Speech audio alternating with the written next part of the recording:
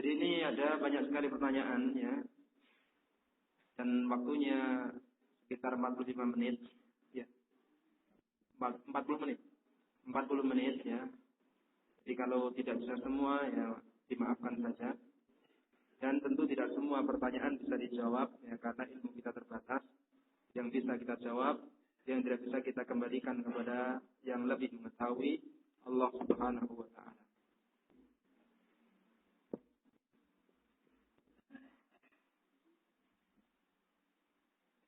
Di sini banyak sekali pertanyaan ya. Yang pertama di sini, bagaimana cara mendidik anak supaya tidak membantah tentang agama? Tadi telah kita sebutkan ya.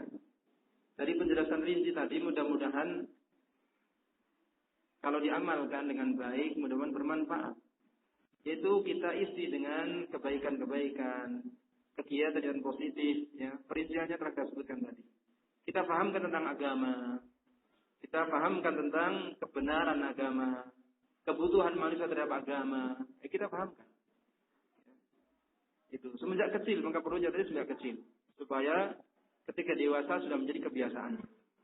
Dijelaskan tentang kebutuhan manusia tentang agama, tentang kebaikan agama, perlunya agama. Kemudian pertanyaan kedua, bagaimana mengatasi anak yang susah untuk diajak belajar? Mohon penjelasannya. Jazakumullah khairan. Jadi yang susah diajar, ya anak itu kadang-kadang memang mut-mutan, kadang semangat, kadang nggak semangat.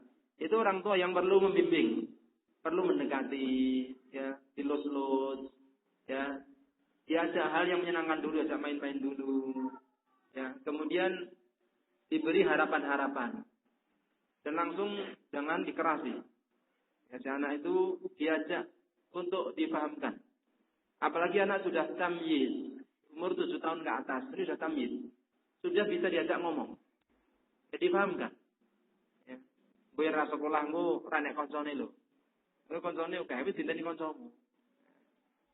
Itu. Dinanti temanmu diajak main sama temanmu. Nah, kadang-kadang begitu. Kita sampaikan tentang apa? Pentingnya belajar. Nah, tentang teman-temannya, kamu dinanti temannya. Ya. Tentang perlunya ilmu, pentingnya ilmu, kita sampaikan. Dan tadi dia dislamur. Jadi kalau dia marah, diajak ke hal yang dia senang, apa? Dikasih mainan, kasih makanan, ya diajak jalan-jalan sebentar. Ya dislamur dan sambil diajak bicara.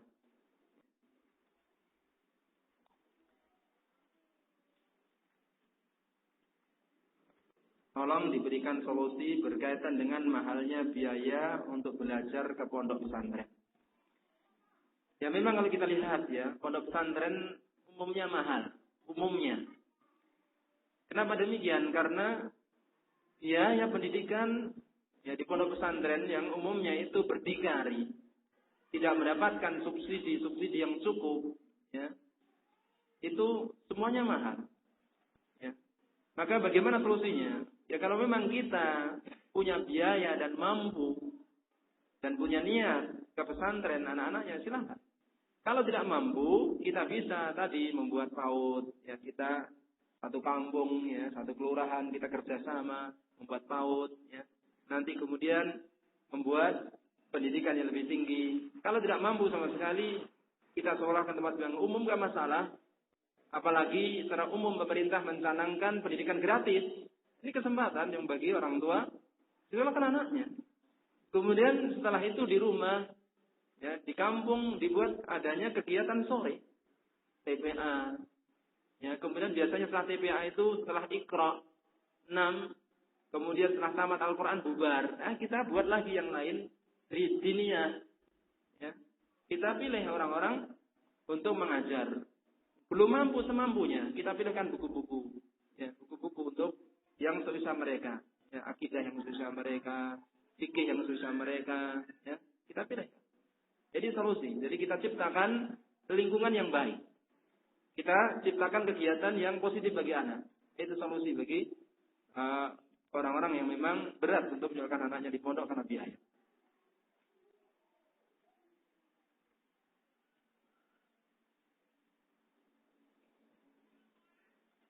Bagaimana pandangan Islam tentang anak yang lebih patuh kepada nenek atau kakeknya daripada kepada orang tuanya sendiri?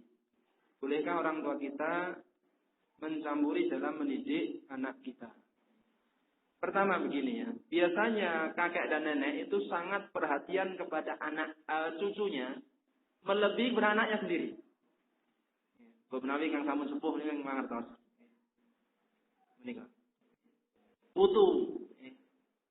Itu biasanya lebih diperhatikan sama kakek neneknya daripada memperhatikan anaknya sendiri. Itu wajar, di mana-mana wajar begitu. Ya. Nah, orang tua kalau ingin lebih dipatuhi anak, jangan kalah dengan kakek dan neneknya.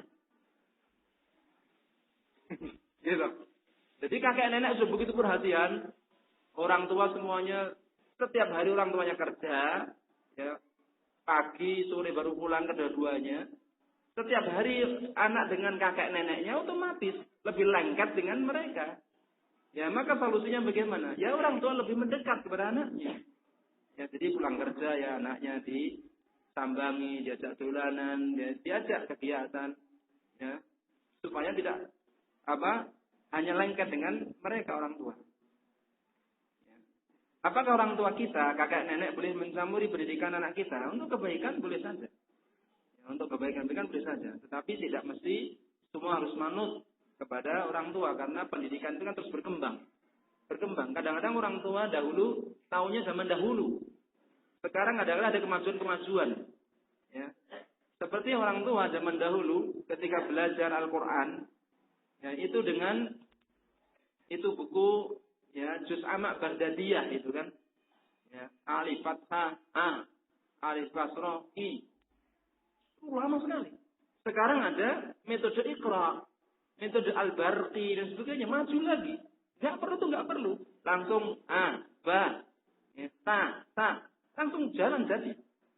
Jadi orang tua dahulu ya dengan kemampuan mereka dahulu, sekarang mungkin ada perkembangan yang lebih maju. Ini boleh saja orang tua ikut campur dalam kebaikan-kebaikan, tetapi kita lihat ya kalau maslahat kita ikuti, kalau ada yang lebih baik, ya kemajuan itu semakin berkembang ke pendidikan.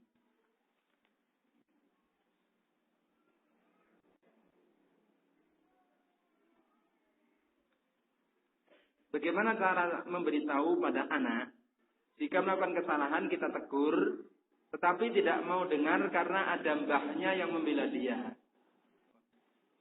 Bukan mau mbah terus ini. Nah, caranya ya didiamkan dulu saja.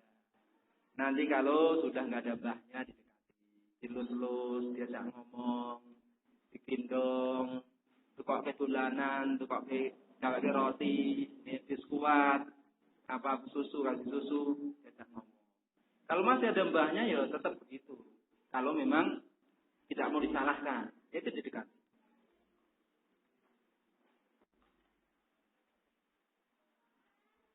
Bagaimanakah seorang ayah kalau meledeki? Meledeki itu anu nggih, saya pun apa? Ngisi napa-napa. Anak-anak itu lama-lama akan menjadi beneran, akhirnya anak tersebut menangis. Akhirnya anak tersebut berani terhadap orang tua. Bagaimanakah sifat kebiasaan tersebut? Sampai menangis maksudnya meden-medeni apa maksudnya? Jadi orang tua bermain dengan anak silahkan. Nabi SAW itu kadang-kadang beliau menggendong cucu beliau, kadang ditaruh di pundak. Ya. Kadang Nabi itu ya beliau pernah melewati seorang anak-anak, kemudian beliau ngambil air disemburkan untuk main-main, ya wajar biasa. Ya, tapi tentu tidak sampai menangis seperti ini. Ini sampai menangis nih kebangetan orang tuane. Tinggal jadi anak nganti nangis nih, jangan sampai menangis. Gitu. Jadi jangan sampai gojeki anak kok sampai menangis, diweden-wedeni, kemudian sampai menangis, jangan. Nanti emosi anak akan terganggu kalau dia itu sering takut, anak jangan dibebani dengan rasa takut yang berlebih-lebihan. Jangan. Ini nanti emosi anak akan nggak baik.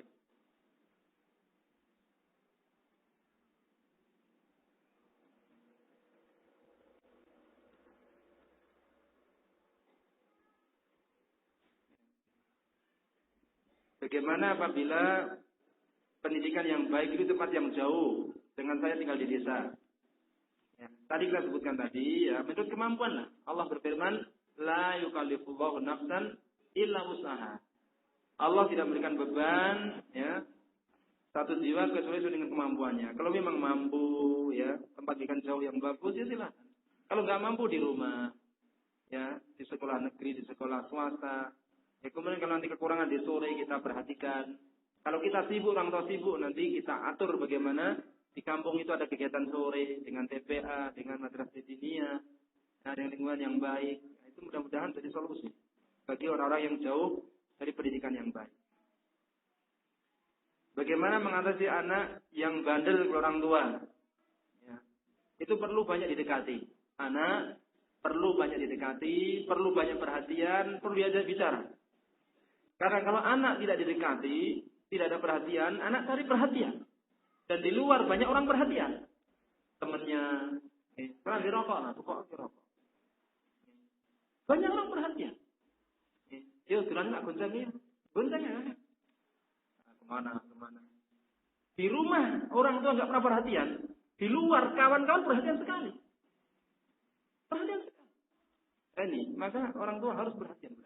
Di zaman sekarang banyak orang mengadu tentang anak yang durhaka. Ya, saya sering ketemu orang tua yang mengeluh anak saya begini gimana. Maka sejak kecil. Kita sebutkan tadi sejak kecil itu masih mudah diatur. Seperti dahan pohon. Ya. Masih bisa diluk ke sana kemari. Kalau udah kencang, udah kuat, susah. Kalau udah kencang, jangan dengan kasar. Dengan kekerasan. Diajak bicara. Saling memahami. Kita selalu berbuat baik, kasih anak, perhatian.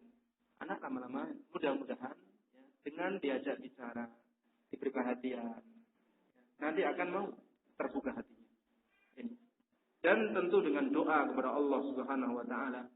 Di antara doa orang mukmin, Rabbana hablana min azwajina wa dzurriyyatina qurrata a'yun waj'alna lil muttaqina imama. Doa kepada Allah Taala. Doa itu sangat penting sekali. Mohon dijelaskan, ya, hal-hal yang dilakukan terhadap janin yang masih dalam kandungan. Ya, di antara yang penting ini dengan banyak doa. Ya, dengan banyak doa.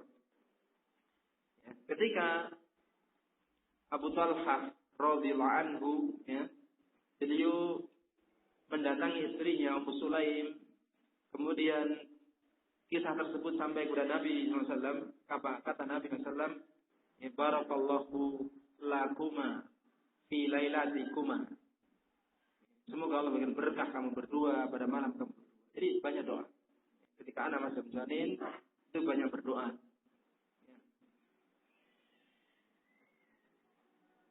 Apakah hak anak jika sudah lahir berdasarkan tuntunan as-sunnah? Ya. Setelah lahir, ya, tentu kita yang menurut as-sunnah salah satunya, ya, yaitu ketika anak berumur 7 hari, ya, diakikoi jika memang mampu, sembelihkan kambing 2 jika laki-laki, 1 jika perempuan, diberi nama yang baik, ya. Kemudian juga dicukur rambutnya, jika laki-laki maka bersih, ya, jika perempuan, sebagian ulama mengatakan tidak perlu dicukur, ya. Itu ketika kecil, ya. Demikian juga didoakan kebaikan. Nabi SAW biasa beliau ketika ada sahabat yang melahirkan anaknya, kemudian anaknya dibawa pada hadapan Nabi SAW, dia mengatakan Allahumma barik fulan. Disebutkan namanya. Allahumma barik Abdullah, Allahumma barik Abdurrahman, ya, dan semacam doakan. Banyak didoakan. Itu diantaranya. Saya ayah 2 orang anak. Pertama umurnya 9 tahun. Anak saya tersebut memiliki sifat yang kasar, kaku, mudah marah dan ngamuk. Bagaimana cara merubah sifat kasar anak saya tersebut? Anak 9 tahun, ya, itu umurnya kalau SD kira-kira kelas 4-an, Pak, ya. 4, 5. Nah, seperti ini ya, memang kita sebutkan tadi ya, perlu perhatian lebih, perlu diajak bicara, perhatian lebih, diajak yaitu kegiatan yang baik. Karena seperti ini sudah mumayyiz. Kalau kita sholat jamaah ke masjid, ajak gandeng dia tangannya. Kita ke majelis ilmu sendiri, gandeng tangannya dia. Berikan perhatian. Ya, kasih hadiah-hadiah, kasih bacaan yang baik, buku-buku yang baik. Ya. Dinasihati, diajak ngomong. Ya. Dinasihati tentang pentingnya sabar. Ya. Tentang bahaya marah. Ya. Sampaikan dari hadis-hadis Nabi mamanya tentang hal tersebut. Jadi yang jelas, perlu pendekatan. Anak itu butuh pendekatan dan perhatian. Ya. Kemudian namanya manusia, sifatnya macam-macam. Termasuk anak, sifatnya macam-macam. Ada yang mudah ngambek, mudah marah, ngamuk. Ya, kalau ngamuk, barang-barang dilempari. Ya. Ini orang tua memang harus banyak pendekatan, ya, banyak perhatian, banyak nasihat, dan banyak doa. Banyak doa. Ya. Kemudian setelah orang tua berusaha sebaik-baiknya, ya, maka serahkanlah, tawakallah kepada Allah Subhanahu wa Ta'ala.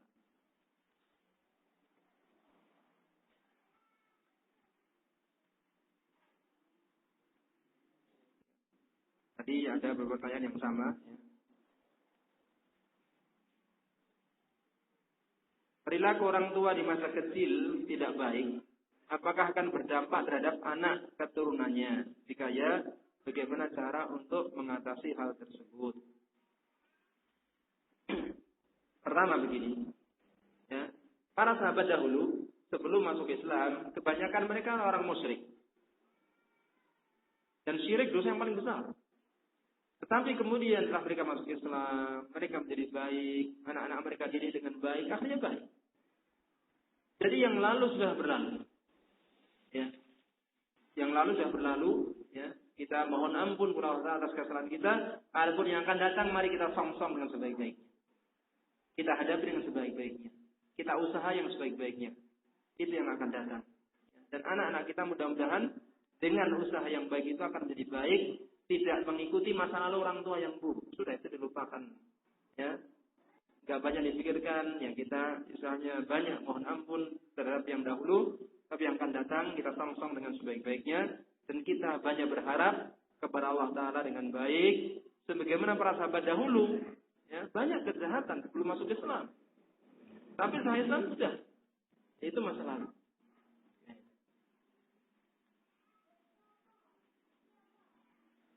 Bagaimana cara yang benar ya di dalam berbakti memuliakan orang tua? Ya. Memuliakan orang tua dengan perkataan, dengan perbuatan, dengan perkataan lemah lembut, ya. Jangan dengan keras dan kasar. Ya. Kemudian dengan membantu keperluan mereka, kebutuhan mereka, terutama orang tua yang sudah nggak mampu. Ya. Kalau masih satu rumah, ya. Kebutuhan-kebutuhannya diperhatikan. Kalau beda rumah sering dikunjungi apa kebutuhannya, ya itu. Kemudian juga banyak didoakan, baik masih hidup maupun sudah wafat, ya orang tua doakan kebaikan-kebaikan. Terutama orang tua yang Islam, ya mohonkan ampun dan terusnya. Jadi berbicara yang baik, berbuat yang baik, kemudian jika diperintahkan lakukan. Kecuali dalam masalah maksiat, tapi tetap ya muasyarah bergaul dengan baik dengan orang tua. Itu. Lakukan hal-hal yang menggembirakan orang tua selama tidak merupakan kemaksiatan. Jika anak masih kecil, belum memanjit, apakah perlu disolatkan? Jika perlu tolong diberikan dalilnya. Anak yang masih kecil, yang belum balik, kalau wafat meninggal, boleh disolatkan dan boleh juga tidak disolatkan. Dalilnya bisa dilihat dalam kitab Ahkamul Janaiz karya Syekh Al-Albani rahimahullah taala, yaitu ketika Nabi SAW, ya, itu kematian putra beliau Ibrahim alaihissalam, ya, umurnya itu 18 bulan dan Nabi tidak menyolatkan. Sehingga boleh tidak disolatkan. Dan anak yang belum balik, ya, itu matinya di dalam fitrah. Ya. Kalau orang tuanya Islam, iman, ulama sepakat termasuk ahlul jannah. Sepakat ulama, tidak ada persisian pendapat. Kemudian boleh juga disolatkan, ya. Karena dalam sebagian hadis Rasulullah menyatakan bahwa anak yang gugur sebelum ya lahir dengan sempurna, tetapi sudah di depan ruh, maka disolatkan dengan didoakan untuk orang tuanya. Itu hadisnya bisa dilihat dalam kitab Ahkamul Janaiz karya Syekh Al-Albani yang sudah diterjemahkan dalam bahasa Indonesia. Ya. Boleh disolatkan, tapi tidak wajib.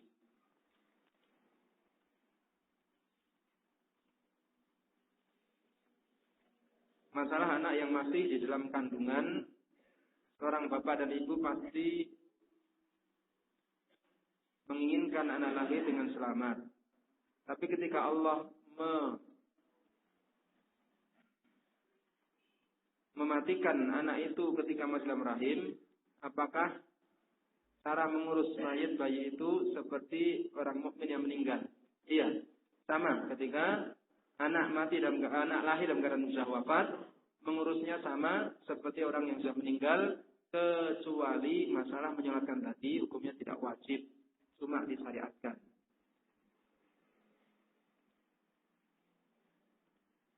Bagaimana solusi anak menjadi soleh sementara kami orang tua tidak tahu tentang agama dan di lingkungan sekitar kami anaknya bandel-bandel dan suka ngomong jorok sehingga anak kami banyak meniru anak-anak tersebut. Tadi kan saya sampaikan, anak suka meniru. Ya, kita lihat di lingkungan begitu, suka meniru anak. Itu bagaimana solusinya? Ya, pertama bahwa ajak dalam kegiatan-kegiatan yang baik. Ya, ajak di masjid, insya Allah ada di masjid ini kan ada salat jamaah, ajak salat jamaah. Ada pengajian, ajak pengajian. Ada TPA, ajak suruh ke TPA. Ya. Kalau orang tua nggak tahu, diajarkan orang lain. Ya, diberi kegiatan-kegiatan positif. Dicarikan lingkungan teman-teman yang baik. Ya, kalau memang disebutkan di sini, ya anak-anak lingkungan suka ngomong jorok, ya dan sebagainya. Tadi carikan lingkungan yang baik. Kemudian kalau di TPA ada di situ ada TPA, anak-anak suka begitu, orang tuanya, gurunya diberitahu supaya banyak disampaikan kepada anak-anak tentang ngomong yang baik, yang lembut, ya, tidak kasar, ya, tidak jorok, itu disampaikan supaya menjadi kebiasaan baik bagi anak. Orang tua kami sejak kecil tidak pernah mendidik kami tentang agama yang benar dan sekarang beliau sudah wafat. Apakah doa anak diterima oleh Allah ketika mendoakan orang tua yang sudah meninggal dunia? Akan tapi orang tua kami dahulunya tidak pernah mengajarkan agama dan tauhid. Ya. Orang tua ya, baik mengajarkan, mendidik agama kepada anak atau tidak, tetap sebagai orang tua dan dia Islam, doakan dengan kebaikan-kebaikan. Karena hak orang tua tidak gugur kalau walaupun tidak mendidik anak dengan baik, tidak gugur. Orang tua tetap orang tua. Doakan kebaikan-kebaikan jika memang dia dahulu Islam, salat. Ya, doakan. Ya, umpamanya dalam doa yang ada dalam Al-Quran, ya, Rabbana Rabbighfirli wa liwalidayya, ya, warhamhuma kama rabbayani shaghira, atau Rabbighfirli wa liwalidayya walil mu'minina wal mu'minat, ya. Ataupun yang lainnya, Allahumma ighfir wa liwalidayya, dan lainnya. Itu bahasa Jawa, bahasa Indonesia terserah, tidak masalah. Walaupun orang tua kita tidak mendidik kita agama yang baik, mereka orang tua tetap orang tua. Hak mereka, kita birrul walidain masih ada. Asalkan mereka iman, mereka Islam, ya, mereka salat, ketika hidupnya kita tetap mendoakan kebaikan. Ya, karena kalau orang itu tidak paham agama dengan benar, dengan baik, memang umumnya tidak perhatian terhadap pendidikan anak. Itu di mana-mana. Nah, kita harus menyadari demikian. Tetap orang tua sebagai orang tua. Dalam pendidikan anak, siapa yang paling bertanggung jawab? Apakah bapak atau ibu? Ya, sebab ibu paling dekat. Dari akhirat nanti, apakah orang tua bisa menolong anaknya ketika anaknya tidak mau diajak mengamalkan agama atau sebaliknya. Keduanya bertanggung jawab. Ya. Bapak bertanggung jawab terhadap pendidikan anaknya, ibu juga demikian. Jadi akhirat orang tua itu bisa menolong anaknya jika memang sama-sama beriman. Kalau sama-sama beriman bisa, itu dengan syafaat. Ya, itu.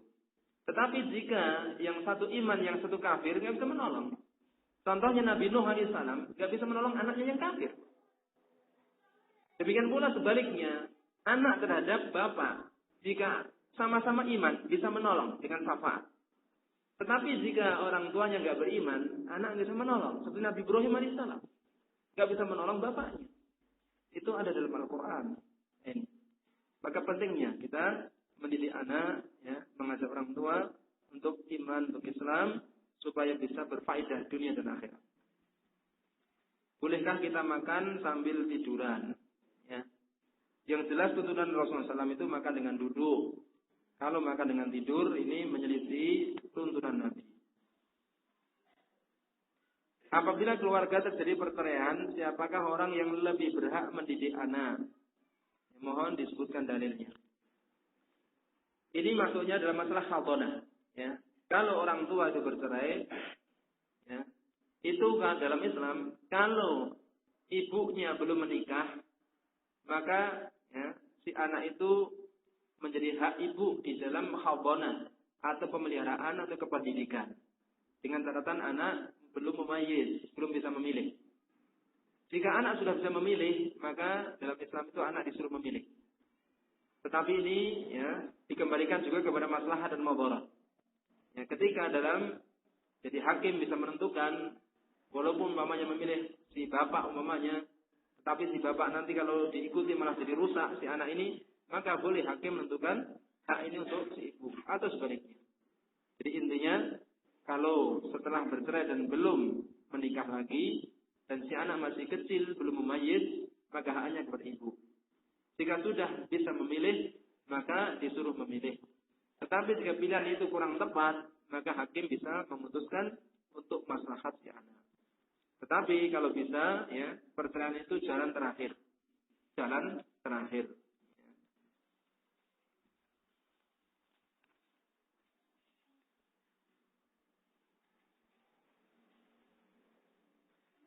Bagaimana penjelasan tentang mendoakan orang tua yang sudah mati dibolehkan, sedang membaca Al-Quran niatkan pahalanya untuk orang tua tidak dibolehkan. Berdoa, ya, itu mohon kepada Allah Ta'ala. Untuk orang tua, untuk yang lainnya itu dibolehkan. Dengan sepakat ulama, tidak ada perselisihan karena disebutkan dalam Alkitab dan As-Sunnah. Dalam Al-Quran, contohnya Allah berfirman, memberikan contoh doa. Rabbana ighfir lana wa li ikhwanina alladzina sabaquna bil iman. Ini adalah untuk orang yang dahulu baik masih hidup maupun sudah meninggal. Baik orang tua maupun orang lain. Rabbana ighfir lana, ya Allah ampunilah kami. Ya. Rabbana ighfir lana wa li ikhwanina, demikian juga saudara-saudara kami alladzina sabaquna bil iman, yang telah mendahului kami dengan keimanan. Wala taj'al fi qulubina ghillan lil ladzina amanu, dan janganlah engkau menjadikan di dalam hati kami dendam, hasad kepada orang-orang yang beriman. Innaka ra'ufur rahim, sesungguhnya engkau ya Allah Maha Pengampun, Maha Pengasih lagi Maha Pengampun. Ini dibolehkan. Adapun membaca Al-Qur'an diniatkan untuk orang yang telah mati, ya. Memang secara khusus tidak, ini dipersisihkan ulama. Imam Syafi'i mengatakan tidak sampai. Tetapi anak, ya, yang berbuat amal saleh, baik baca Al-Quran maupun salat maupun yang lainnya, maka tanpa diniatkan, orang tuanya yang juga sama-sama iman dan Islam juga mendapatkan pahalanya. Dalilnya tadi hadis yang kita bawakan, al-waladu min kasbir rajul. Anak itu termasuk usaha orang tua. Dikatalah para ulama mengatakan, ya, seperti Al-Imam Asy-Syaukani dalam kitab Naul Autar, ya, dan para ulama yang lain, Syekh Al-Albani dengan panjang lebar dalam kitab Ahkamul Janaiz, ya, bahwa amal soleh anak itu orang tua yang Islam yang iman juga dapat pahala tanpa mengurangi pahala anak sedikit pun.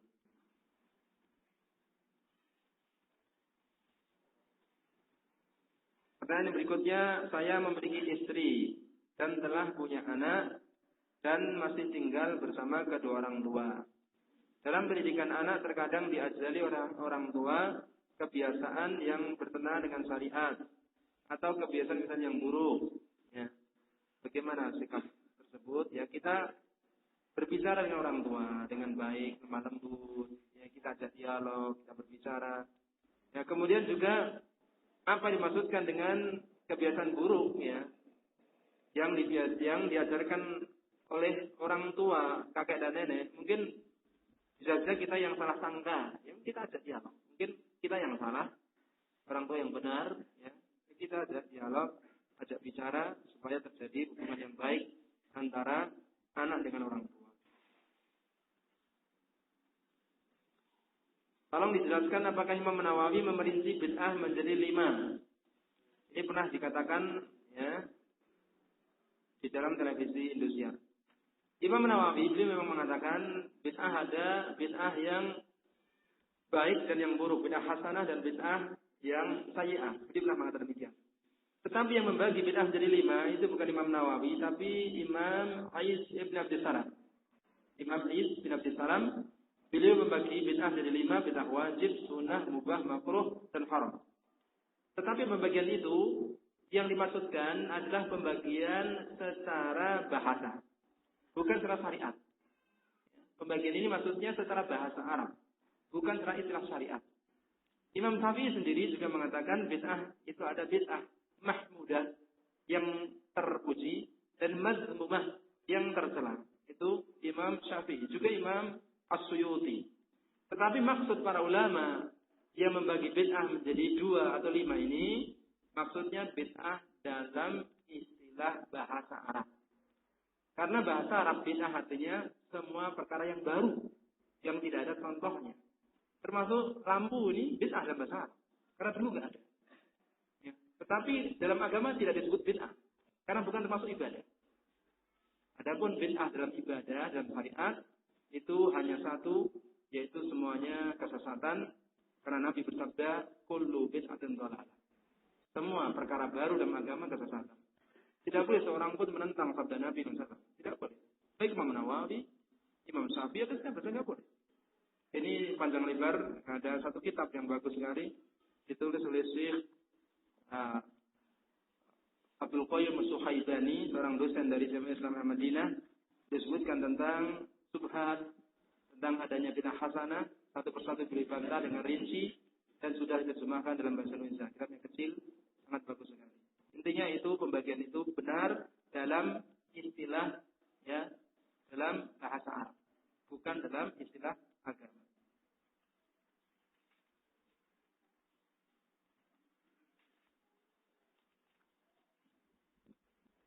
Sampai batas kapan orang tua mendidik anak-anaknya? Apakah setelah menikah orang tua tetap kewajiban mendidik anak? Ya. Tadi kita sebutkan ya bahwa kalau bisa terus, tetapi tentu kalau sudah menikah, ya kan sudah pisah rumah biasanya. Ya kadang-kadang kalau ketemu ya, masih diingatkan sholatnya sholali ya, semacamnya. Anak-anak yang selalu dididik amal-amal saleh, tetapi ketika dewasa kenal dunia luar, sehingga amal-amal yang baik mereka tinggalkan. Apakah dosa anak juga menjadi tanggung jawab orang tua? Tidak. Tidak. Karena orang tua sudah menjalankan kewajiban sebaik-baiknya, anak tidak manut, ya sudah, tanggungannya sendiri-sendiri. Seperti Nabi Nuh alaihissalam dengan putranya. Karena Allah berfirman, وَلَا تَزِرُ وَزِرَةٌ وِزْرَ أُخْرَى. Satu orang itu tidak akan memikul dosa orang lain. Tetapi kalau orang tua yang ngajari buruk, ini dia tanggungnya. Ya. Saya pernah punya kawan, itu bilang kepada saya, Bapak aku sampai tenani. Tapi ya toh, le, pen mendem sing perapatan le. Mendem yang kamar karo bapak. Bapak aku sampai tenani. Ngajak mendem karo aku ning omah. Ora sah yang perapatan.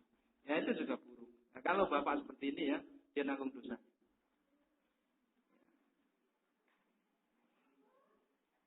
Bagaimana hukumnya jika ada pemuda menikah karena ingin menyalurkan syahwatnya ke tempat yang halal? Ya, ini niat yang bagus. Niat yang bagus. Bagaimana jika pemuda yang takut menikah karena takut jika tidak berhasil dalam mendidik keluarga karena minimnya ilmu? Ya, ini jangan takut. Ya.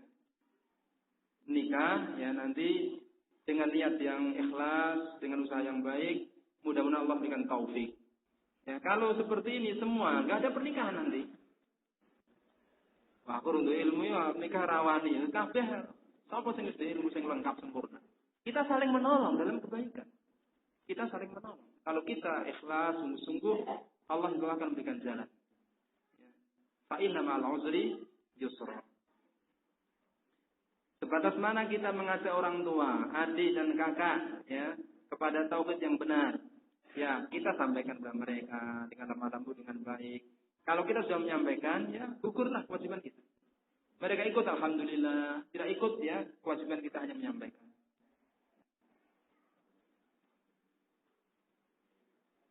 Ini masih banyak sekali. Waktunya sudah habis. Sudah. Ya, ini mohon maaf ya. Ini masih satu tumpuk pertanyaan, ya, banyak sekali. Karena waktu sudah tidak mengizinkan. Ini kita cukupkan sekian.